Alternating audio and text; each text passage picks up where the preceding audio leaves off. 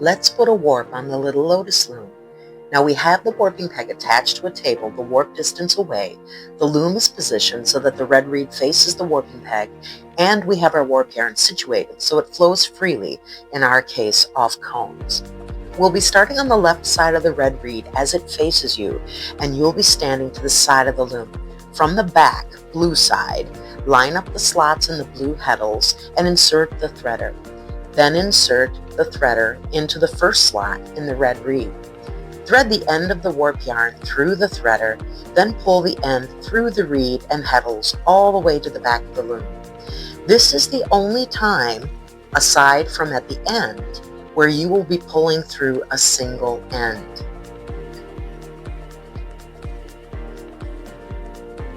What we'll do with this end is tie it to the floating header at the back of the loom.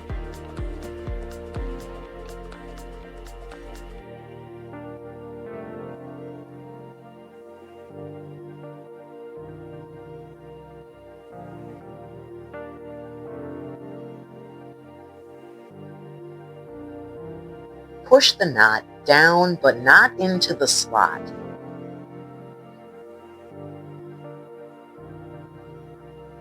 And you're just going to lay it down at the back of the loom.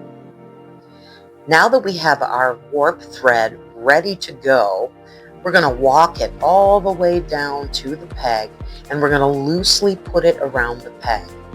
Keep the thread flowing freely. You don't want it to get tight or hang up. Now we're going to go into the next two slots that are lined up on the heddle. We are going to skip the next reed slot, and we're going to go into the third slot on the red reed. And at this point, we're going to push through the loop of our warp yarn. So any way that you can get that loop through is fine. Now grab it, but don't let go of it like I did.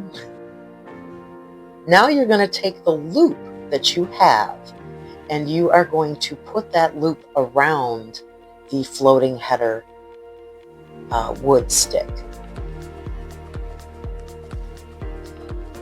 And this is where you're going to use a little weight. I'm using a cone of yarn to hold that stick down, because as we warp it across, it's going to want to lift up. And we're going to continue warping, walking the yarn around the warping peg, but keeping it loose. So you really want to make sure we're not pulling this tight.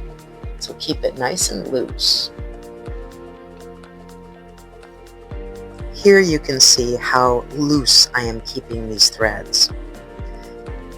As we come back to the loom, we're going to line up the next two slots on the blue heddle, and we are going to skip a slot in the red reed and go into the next slot. We're going to thread through our loop from the warp thread and pull it all the way through to the back. Then we're going to take that loop and we're going to swing it around the floating header. Replace the weight, and you're ready to go with another warp thread. And at this point, it is rinse and repeat. Just keep doing the same thing. We're going to line up those two slots in the blue heddles. We're going to skip a slot in the red reed, go into the next slot, and we're going to do this all the way across.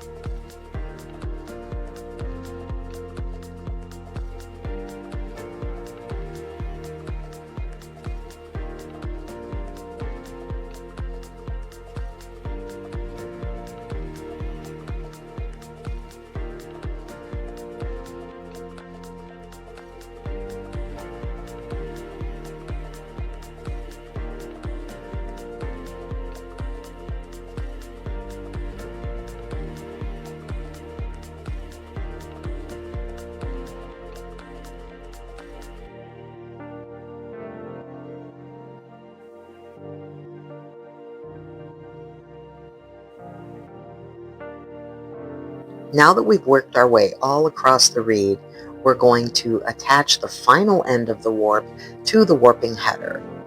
As you come to the blue heddle slots and reed slot, you will notice there is only one slot remaining in the red reed.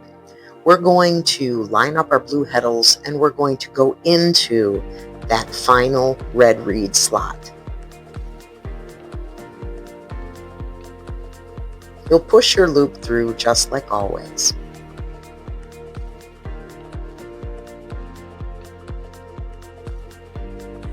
Once we've pulled that final loop through, we can finally cut the yarn and attach the last end to the floating header.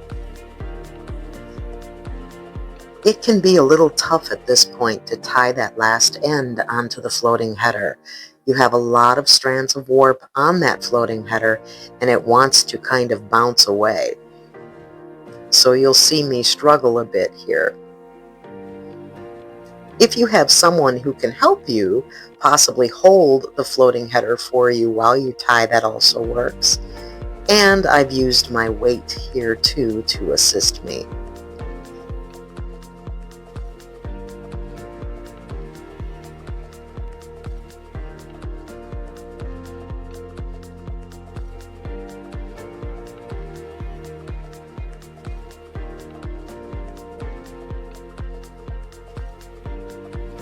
Now that I have all of my warp ends attached to my floating header, I can arrange them on the header and get them out of the slots in case they slid in, and get them ready for the floating header to be attached to the loom with the ties.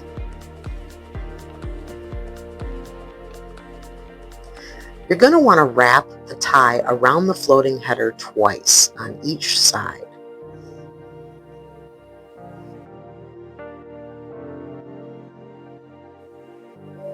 Take the floating header up and over the back beam.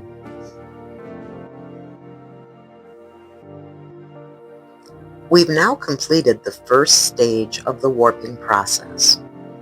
All of your warp ends are threaded through the heddles and reed and stretched out to the warping peg.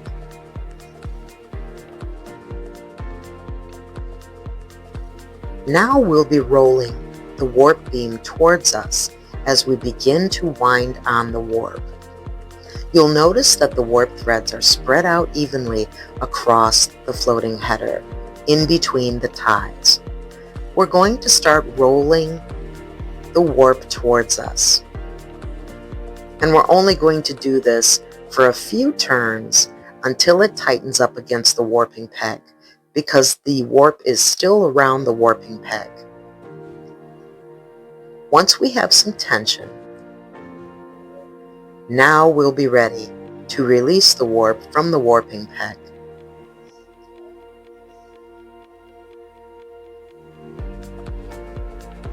Pull the loop off the warping peg.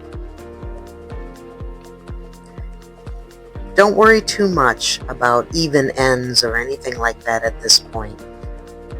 I'm smoothing the warp back as I go, and I'm just letting it fall onto the floor. Maintain consistent tension on the warp threads.